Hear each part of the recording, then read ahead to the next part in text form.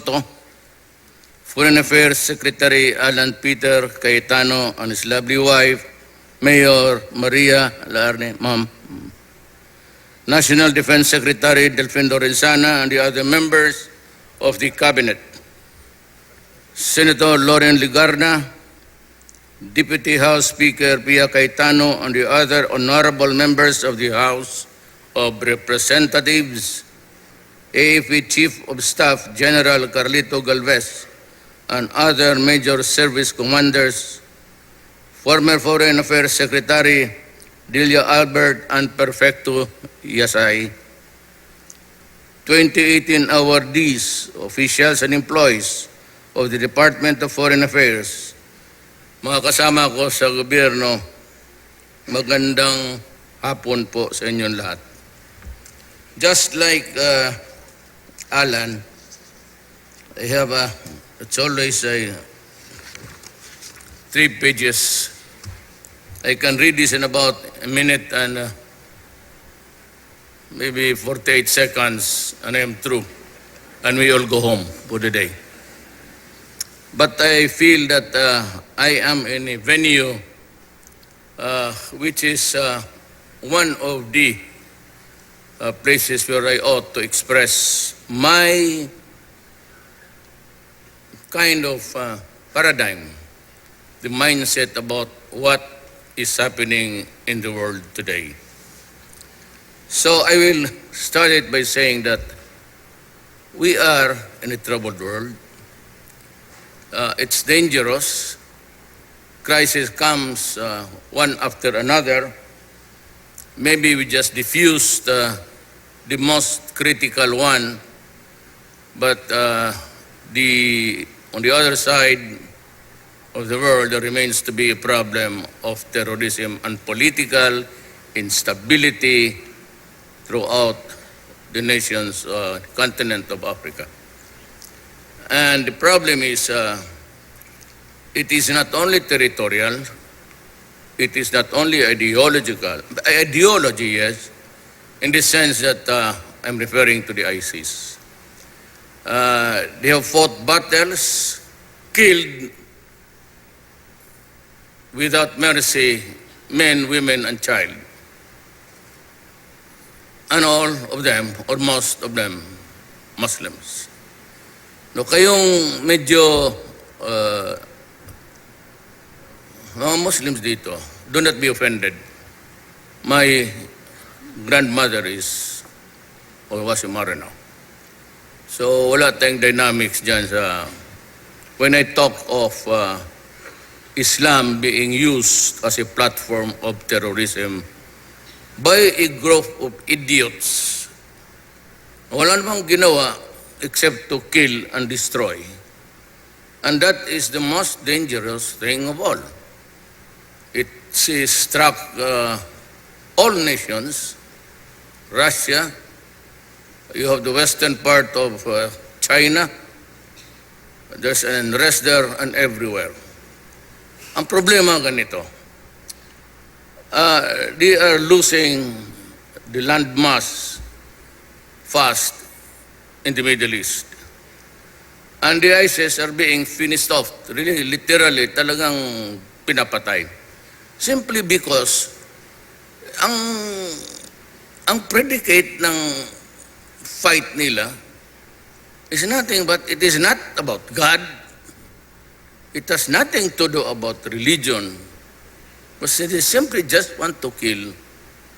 And the worst of it is the hardliners or the insane leaders would always say that they want to kill all the infidels of this planet. It simply means to say, sons the Muslim, lahat target na. And that is why they have no compunction about exploding and explosive there, I mean, killing, suicide bombing. But no, we are not ready for that. We can never be ready for it. America and Russia, China can never really be ready in a war against terrorism. They struck, they disappear, They mix in the shadow of humanity and forever commit impunity the way they want it to be.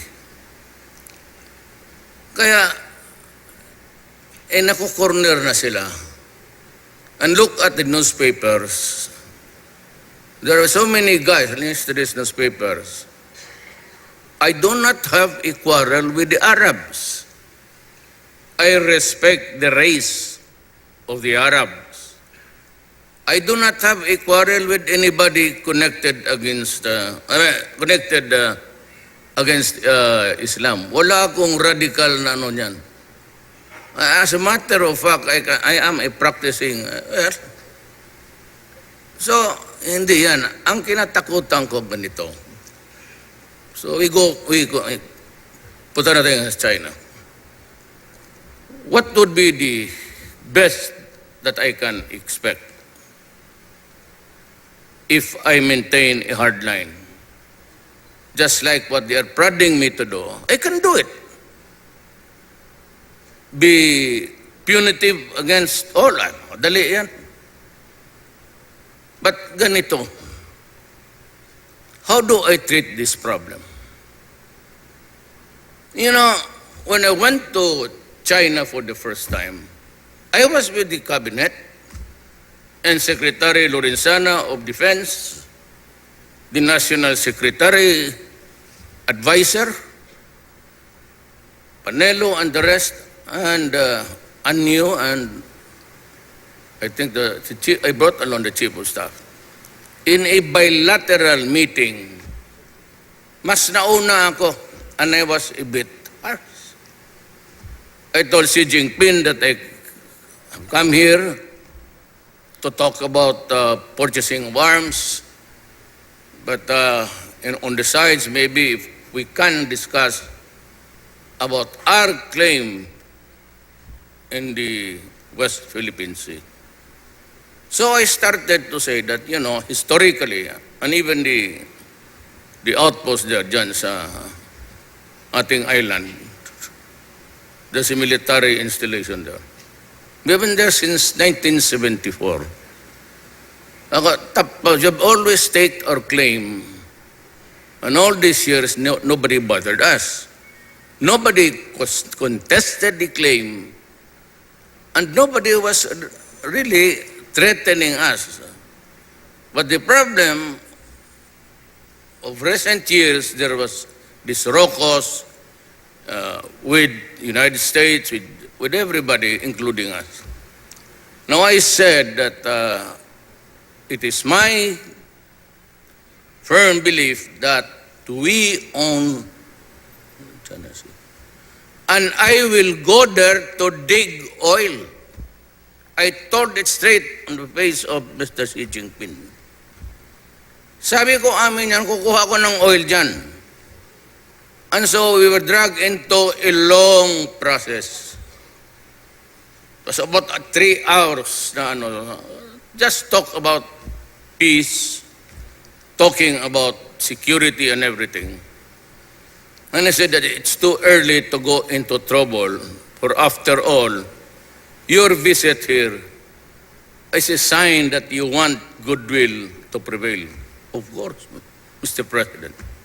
That's why I'm here. But at the same time, you manufacture arms, which I badly need because I was already reading all the intelligence reports in the South. If you make an inventory visual, nandyan yung mga armas. But those were old and beaten ones, used several times. Ang bore, pati ang barrel niyan, wala na. It could not shoot straight. Kasi may sunod-sunod yan ng itas-itsun momentum eh. Paglabas niyan sa barrel. They call the rifling and the lance. To make it more accurate. May sarili yan siya. You know, those rifles are vintage, if you may want to call it. So kailangan ko mag-replenish. And I was thinking about Marawi already. Without meaning to be discourteous to our military men. Diyan sila, civilian naman. You know, during the first command conference, we talked all about the problems of law and order. But at the end of that command conference, I said, gentlemen, I have yet to hear from you the situation in the Middle East. There is going to be definitely a spillover, but it will affect our country. Not prophetic, because I come from Mindanao. I have my cousins there in Lanao del Sur, and they were texting me already what was happening. And they said that those who want to fight in the name of a ideology that is so corrupt and bankrupt, sabi niya, nagpapasahan na ng armas dito, libre pagka gusto mong sumali. So I just trying to assess it, and I decided, ako lang. Sabi ko, punta akong China. So I went there to buy arms. And after that long talk, almost 3 hours in a bilateral meeting, sabi ni Mr. Xi Jinping, it's okay, you do not have to buy. I'll give you the arms free. Di ang ligaya ko na lang. But alam mo yung gambit na yan, hindi ka marin makasabi, bigyan kita ng 1,000. Mahiya ka naman magsabi, gawin mo na ng 2,000. So sabi ko, siguro, si Mr. Xi Jinping, sige, bigyan kita. O tama na. Kasi the human psychology is that binigyan ka na, gusto mo pa magdagdag, libre pa. Minsan sabihin mo, bayaran ko na lang yung another 1,000, masama naman pakinggan. So hanggang doon na lang ako. Then I decided that I needed more. And so I went to Russia, Moscow. On that fateful day, pumotok ang Marawi. So I had to declare martial law. Now, it's always been my article of faith. Even kasi siguro because of my I've been a prosecutor. I've been a trial prosecutor for almost 8 years before I became president. And I have always believed that there can really no development and progress any place, irrespective of the population and the hugeness of the territory, if there is no law and order. Kaya nung nag-mayor ako, inumpisahan ko na. Since we were on talking terms with the NPA, and that gave rise to the speculations sa military na ako ay isang komunista. And that was the issue in the first election. But I won. And sabi ko sa mga komunista, umalis kayo dito. Punta kayo ng ibang lugar. Bilang ko kayo ng ticket. You want to go to Leyte, Luzon? Fine, but do not do it here. So ang kalaban ko na lang mga kriminal. Ay, madali na yung kriminal. Patayin mo na lang, tapos wala na. No, not really literally. But the idea of committing blunder in a left and right there, if it is really a mistake, it does not give any incentive at all for anybody to start a business.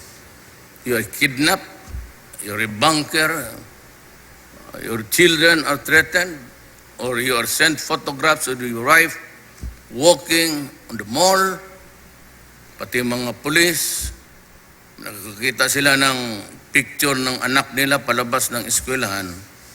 Sino ba naman hindi matakot yan? How can I move Davao City to progress and development pag ganon ang ginagawa mo? Pati yung pulis ko, tinatakot mo. Talaga may kinidnap pa, tapos ni-rape, Sabi ko, if you leave me with no choice, I came up with this statement. do not destroy my city. I am not a policeman. I am not a soldier. But if you do something here and we are at your mercy, I will kill you. Sabi ko sa mga drogista, pag ginugonggong mo yung mga anak namin, about the only joy that we have in this world. Pag ginawa mong addict ang anak ko, a slave to a chemical that the body craves every day, because there is a monkey riding on his back, I will kill you. When I became president, I repeated the warning. Sinabi ko, wag mong sirain ang bayan ko. Papatayin talaga kita. Wag mong sirain ang buhay ng anak ko. Hindi ko na pinapakagat ng lambok. Maghurimentado ako. Then ganunin mo na lang. Shit, I will kill you. And that will be the rule until the end of my term to the last 24 hours. I am not issuing a warning. Tapos na eh. Tapos na. Nakita mo naman, human rights dito, human rights. Must be crazy. Human rights, all I have to do is to show to the public, this is the number of people that killed by Duterte. Hanggang dyan lang. Ibaliktarin mo lang. Kaya ako binababoy ko yung mga... Bakit hindi mo tignan? Bakit namatay itong mga unggoy na to? O anong ginawa nila sa Pilipino? Ano? Ting OFW. Ito ang masakit sa akin eh. Kaya ako talaga nangingit ako. When a family loses a father because he has to work out of the country to just survive, the family becomes dysfunctional. When a family loses a mother and father because both of them have to work to survive in this miserable planet, the family is totally destroyed. Not only dysfunctional. Iiwan nila yan sa kapatid nila, sa mga lola, o yung iba sa hirap, iiwan sa mga kapitbahay.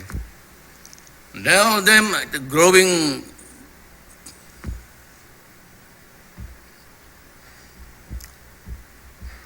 may mga anak ito na babae, 14, 15, iiwan nila kung saan-saan. Vagaries of life. Tapos ito naman, papadalhan lang nila ang pera.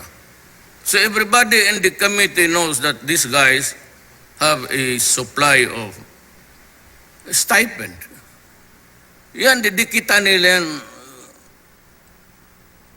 I'm about to utter a bastos na talagang ginagano nila yung bata hanggang bibigay. Anong nangyayari doon sa ating mga kababayan? They have to enjoy rape, hunger, total loss of human dignity. Tapos ganunin mo lang ang pagod nila. Kaya mainit ako. If you think now, nandiyan naman yung lahat network, if you think they have an iota of sympathy, pag binaril ka dyan, alam ko, drug lord ka, sagasaan kita ulit. 5 beses.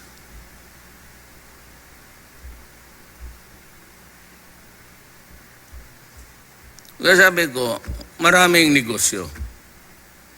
Lalo na yung mga tagalabas. If you value your life, if you think that life is sacred, well, stop the fucking shit. Drop the drugs and drop the arms. Because I will never never at all would release my policemen, my military men going to jail because they were doing their duty. That cannot happen. Not anyone. Ilan ba yan sila? 130 plus policemen. If you think that you can get justice simply because you lost somebody who's a bullshit into drugs, I'm sorry to tell you, I will not allow it. Di talaga ako papayag. Ako ang maunang sa kulungan, but never my... Ba sinabi ko sa kanila, trabaho lang kayo. Ako ang bahala. Now, what will I do? Ay, sa amin na yan. Basta walang makulong. Sigurado yan. Sabi ko, taya mo 120% miles per hour. Kaya kayo mga drogista, lalo na, stop it. Gusto ng human rights, all you have to do is go into an active advocacy. You have the money, kayong mga human rights local, tatanggap naman kayo ng mga, may mga funding kayo, use it not to destroy us. Because for all intents and purposes, if I am really destroyed na ako. I'm not up to any election, and I can go to prison, and I can answer for all the things that I did in this life. Total matanda na lang ako. But do not tinker with my... Basta ganito lang kami sa Mindanao.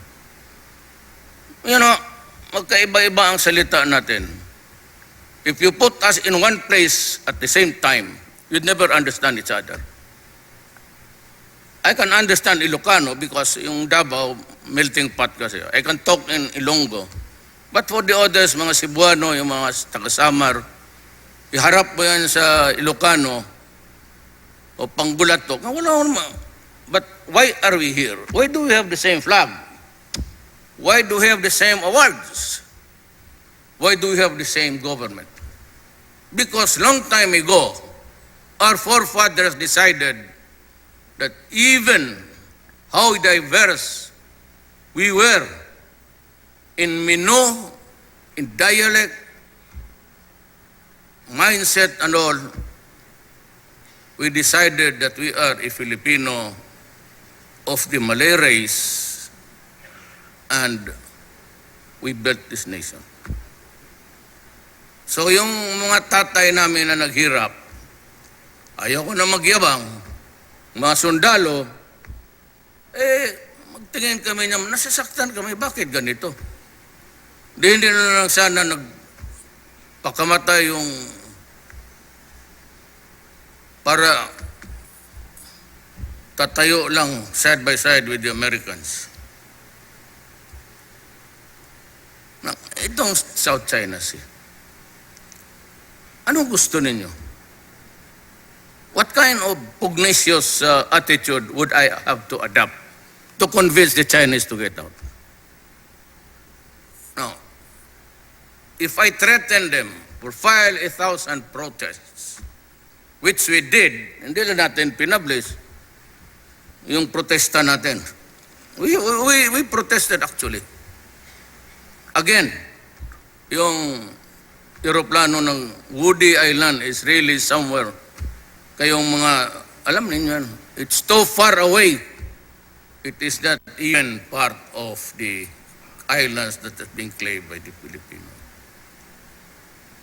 It's an island so far, it is not part of our territorial or economic zones. Tapos gusto ninyong gamitin ang Pilipinas. So what can happen? You know, China, for all of its, has adopted an intransigent behavior. But if you talk to them, they will listen. And if you are frank enough, sabihin mo na, you know, this cannot go on because it will lead to a quarrel, which will mean not war, because I will never go into a battle that I cannot win. And even if I send all the policemen and soldiers there to line up, at ang sakyan natin ang mga lancha pati yung bangka, what do? We try to retake. And what would the result? The result would be a massacre. So, sinong gagong, I am not prepared to sacrifice not only the soldier or policeman, the lives of the Filipinos. There will be a time in that talk sa bilateral, and they were there to hear it from me. Doon yung everybody was represented, military, civilian. I said, but Mr. President, there will be a time during my administration, before I go and make the exit, that we will have to discuss the arbitral ruling arising from raucous here in the China. Bakit ko hinayaan ngayon? Bakit ko hinayaan? If they are, tingnan mo newspaper, maraming Arab. I'm not against Arab, pero marami na sila. Even in Mindanao. They are free to come and go here. If we allow the Europeans, the Chinese, and Japanese to come here, why not the Arabs? What is their fault? They cannot all be terrorists. So, but we cannot also say with certainty that they are not. So, nandito yan sila ngayon. Ngayon, the avowed claim, yan ang ayaw ko dyan sa ano. Kasi ginagamit nilang Islam, binabastos nila. Kaya ako galit. Not only that, because of my grandmother. Paski yan na lang.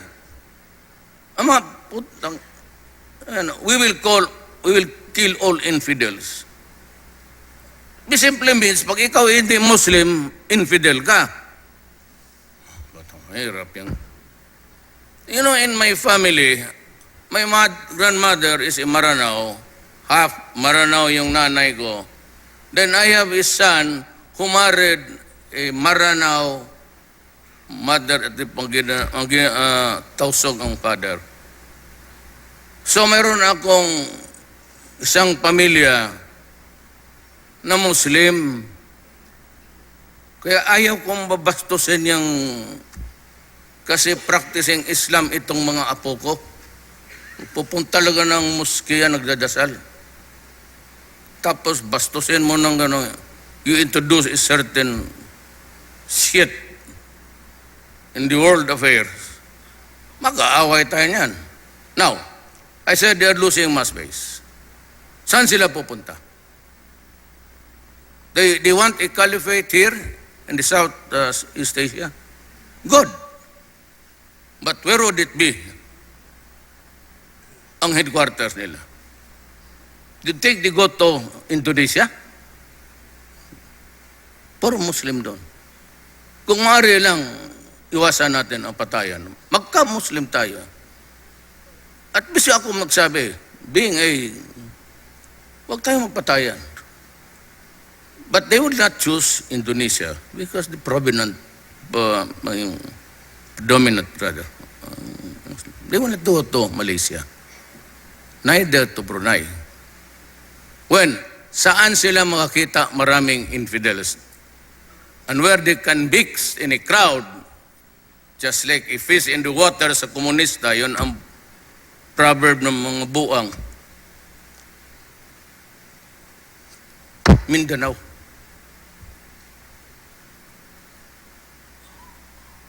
Ngayon, ilagay ko lang muna yung China dyan. Hindi ko naman talaga mabira-bira. China is no pushover. You cannot scare him. And even the United States has shown a little bit of apprehension about how they can, because there's always a parity now of arms and that. And you know that if you go against China, Russia will join the fray. And basingan that ng tatlo lang na, if all the nuclear bombs are exploded, it's going to be goodbye for everybody. Because dito sa China, may usapan kami that kung kailangan talaga, maybe I can import the arms, the guided missiles, I can fight better. Because there is a new art of war now. It is not in the open field. It's in the buildings where they position to get. So, there are the snipers. Diyan ako naubusan ng sundalo, yung unang assault. Because they were like picking apples there. Anong kalaban ko? Simento pati bakal. So, how do you, if it's an urban war, how do I now cut a boundary for all who do not want the war, Muslims and Christians alike, ang itong mga terorista? It has been going on until now. Hanggang ngayon, sige pa sila retaking. But what is the end game there? What's the result? You have so many fractured countries. No democracies, they say, but ang mali kasi ng Amerikano is they wanted to go in and just like the West, they want democracy to work well. But that ain't the way sa mga Muslims, predominantly sa Arab. They are ruled by the Quran, and the Quran more or less prescribes a sort of a feudal. It's always the leader. It's always the blood. Di na dadala ng election yan. They go to their chieftain who by tradition have been there for almost centuries. Yan ang mahirap. You pretend to be the policeman of the world. You think that yours is the perfect one. You do not even think of the culture and the idiosyncrasies and the way of life of the Muslims. China is not my ace, but certainly I can have the arms. Kita mga official statement galing sa gobyerno. Gobyerno na lahat, wala nang particular department. We're a bit depleted sa ating bala. We spent thousands of rounds there, and we have to refurbish. And in a long sustained war, terrorism, we would need the help. Me personally, I do not think the Americans would be there during that critical. Takot eh. Ang Amerika takot. Ayaw na magpadala ng tropa because they want no boots in that country. The American people are tired of fighting war after war after war, losing the war, Vietnam, in Cambodia, at pagkakita, akala mo yung Asian countries, akala ng Amerikano, may influensya nila, aid dito, aid on. Well, I'll be frank with you now, all of them are not free. They do not bleed their hearts for you. Buti malaman, yan, Amerikano. Hindi ako anti-American. Sabi ko lang na, kasi yung behavior minsan one time, itong visiting forces agreement requested me to host a dinner for a few officers, mga major, lieutenant colonel. So I invited them. Sarana, that's a restaurant in where they serve native, while we were talking, yung isa, was already relating before us the history of the Filipinos. And suddenly, ang usapan dumating na doon sa ano ang nagawa ng Amerika para sa atin. So, but you should. We gave you democracy. We gave you the system of education. Alam mo ginawa ko, yung aide ko sana ba si Senator Go? Kilala ka nga para manalo ka. Senator Go. Ayan. Iboto na lang ninyo. Nagsakripisyo na rin nag-display dyan sa likod. Tumindig ka naman. Bata-bata ito na si Jinping eh. Tangina na wala tuloy ako. Kaya, the niceties of life. He was talking continuously about, bigla akong tumindig, sabi ko, di ko kayo he was taking a separate table with some minor.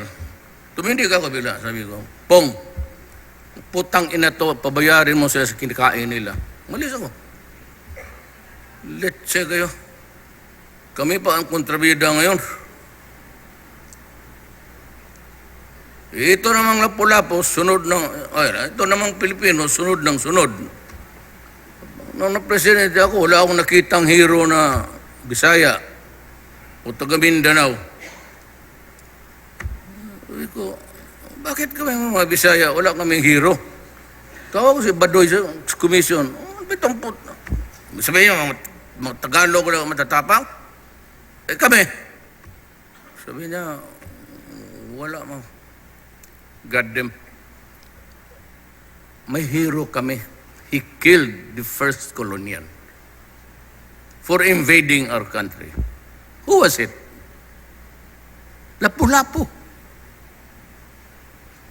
Ba't Lapu-Lapu was really a Muslim? Kita mo yung gano'n niya? Ano yan? Kita yung picture depicting Lapu-Lapu may gano'n? That's a Muslim headgear. Kaya nga nila magkaintindihan ni Magellan. Katoliko yung gago. Punta-punta dito, wala man nag-imbita sa kanya. O niya, isa nila Lapu-Lapu. Ngayon sila Lapu-Lapu, ito naman mga Pilipino, after the Americans, ginawang isda. Anak ka na.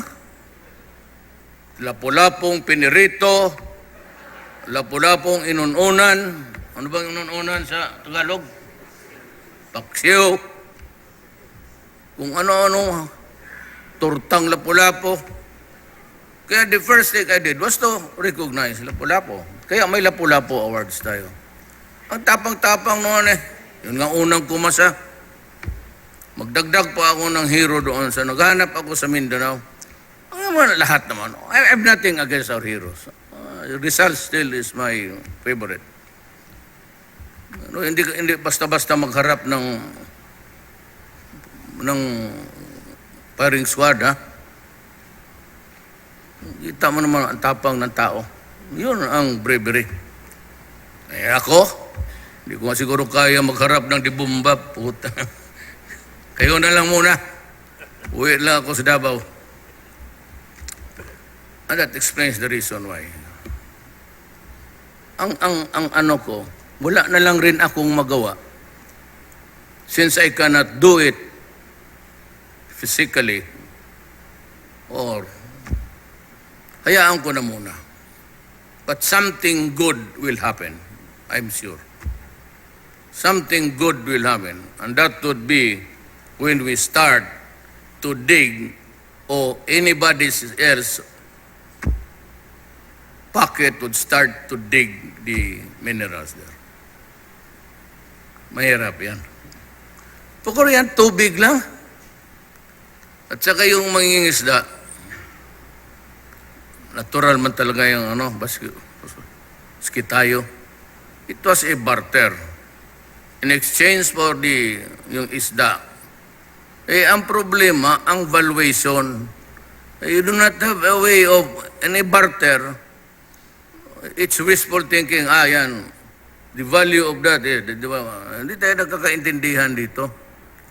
It was not an outright seizure of, hindi naman kami we do not arrive at judgments just because there is need to issue a statement. Tahimik lang ako. It's better policy just to, so I am very honored to be with diplomats and ambassadors. Talagang nakatapos ako. Masaya dito si Ma'am Tirona. Seryoso. Ay, Ma'am, sorry that I remember you fondly. Alam mo, Ma'am, bakit? Siya yun sa geopolitics. Akala talaga ng mga gagong unggoy ito, wala akong nalaman. I was under her sa geopolitics. One day, tinawag niya ako. Sabi niya, you point to me in the map. Malaki sa dala-dalang mapa. Yung, yung Monaco. Ikalilit, nagyawa na yan. Nagantipara ako noon. I was wearing eyeglass. Sige ako ganun. Sabi niya, so where? So, Ma'am, sandali lang. Nandito lang ito. Tapos sabi ko, Ma'am, I am not good at direction. Sinabi ko sa iyo. Sabi niya, then, Mr. Duterte, what are you good at? Sabi ko, girls. Nagmasama yung mukha. Go back to your seat. Go back to your seat. Tinanong mo ako, what are you good at? Girls. Wala namang iba. But okay naman yung 78, Ma'am. I got the 78. Ako wala naman akong ambisyon, Ma'am, mag-90-90, gano'n. Ang kailangan ko lang, Ma'am, 75. Higher than that, delikado ka. Pero pag umabot mo yung boundary na yan, okay ka na. All throughout. Paski nanay ko, maestra. Sabi, Rodrigo, ano ba talaga to? Wala ka na bang ibang grado? Ikaw ba, dadating, basta dahan-dahan lang, dahan-dahan. Basta makapasal ka lang, nandoon ka naman sa, third year.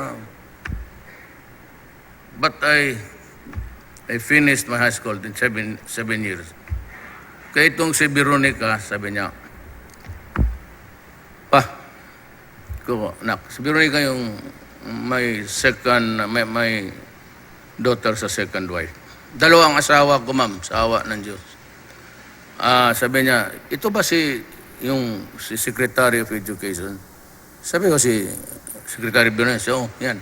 Yung matanda na si Buwana ko, yan. Sabi niya, sabihin mo sa kanya, bakit niya hinabaan yung curriculum namin na tama naman yun? Yung inyo, okay na yun. Bakit pa niya pinataas itong K-12? Sabi ko, nak, wala man tayong problema. I can always address her.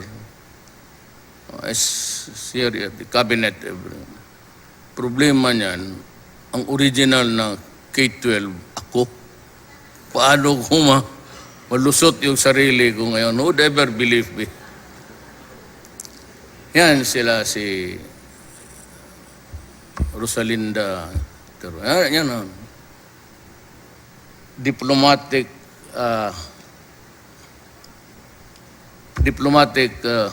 practice and diplomatic consular practice and procedure si David Lapos. Huwag mo lang iingay kay David, ha? Suntukin ko kayo kung magpiait kayo. Kay David Lapos, pagkatapos mo ng dumaan kay David Lapos, mag-apply ka na ng civil service, exempted ka na sa neuro. Kasi itong dumaan kay si David Lapos, maging neurotic ka talaga. Grabe. Si Season was my subject sa ang professor ko sa political thought. Na-radicalize kami. Ngayon sabi ko, dumaan kami sa mga, the idealism of the young. Tapos may mga rabble-rouser ka, kagaya ni Season. Talagang, but my paradigm sa buhay, ano ko rin because I was close to I've always been for, maniwala kayo hindi, but ako talaga. Na sinabi ko, may isang issue dito, itong mga negosyante. I will end my speech. Ito, tantong Duterte ito, ano ba talaga gusto niya? Bakit niya ibigay doon sa mga mangyans ang Boracay, tapos sabi niya ipagbili lang rin? Totoo, but hindi nakikinig itong mga Sabi ko, unahin ko yung mga mangyans, native dyan. They've always been deprived of their lands there. Marginalized sila, na taga-roon sila. And the place is booming, making everybody a millionaire, or at least with money. And that goes not only for Boracay, but for the entire Philippines, as long as I am president. Unahin ko talaga ito, ibibigay ko yan sa mga mangyans. Of course, there is a prohibition. You cannot sell it at a certain period, 5-10 years, and the sale always null and void. And you cannot present any document there that would entitle you to permit to build or anything. Kasi iniland reform. Ang akin dyan kasi ganito, and in the other places of the Philippines. Matagal naman itong magsabi sila, Mayor, yung land reform na inutos mo dito, and that was when I became mayor many years ago, 1988. I embarked on a massive land reform sa Davao. Sabi ko, okay lang yan. If after 5-10 years, ipagbili ng tenant doon back to the landlords ang lupa, that's okay with me. Why? At least makahawak ang mga tenants nila sa buhay nila ng libo. Wala namang lupa binibalik ng 300, 500. It's always 30,000, 50,000. That to me is the consolation prize of my heart. At least ang Pilipino na mahirap makatikim ng pera, baski minsan lang sa buhay niya.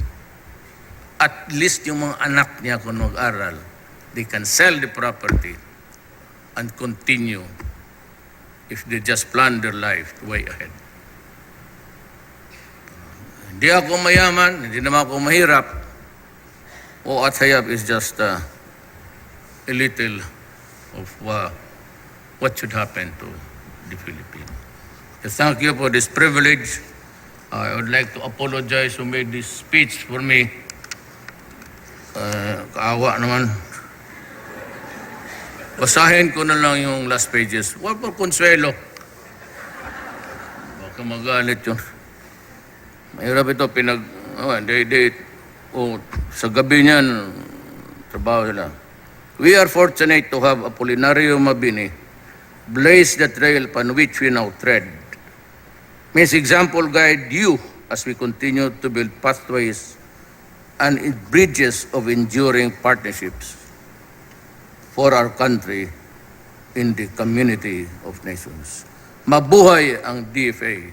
Mabuhay kayong lahat.